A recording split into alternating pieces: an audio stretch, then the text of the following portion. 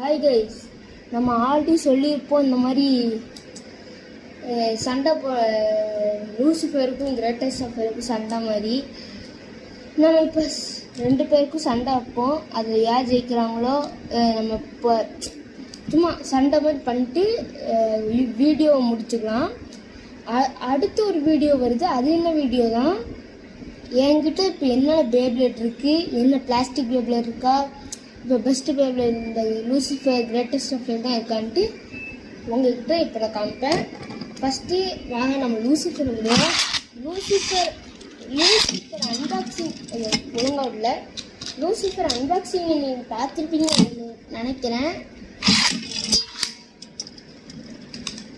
பார்க்கலாம், கன்ஃபார்ம் வந்து வீடியோ பார்த்துங்க. 2 பேரும் சரியாக சண்டை போடுறாங்க. ஆனால் நம்ம லூசிஃபர் வந்து பேலன்ஸே இல்லை. என்னன்னா நம்ம கிரேட்டஸ்ட் ஆஃப் கூட தாங்கிருக்கு.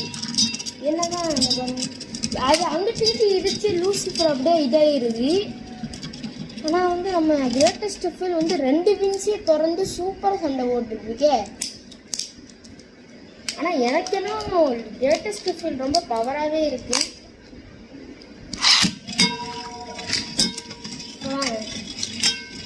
கிரேட்டஸ்ட் ஆஃப் முதல்ல விட்டாச்சு. இப்போ நாங்கள் பார்ப்போம்.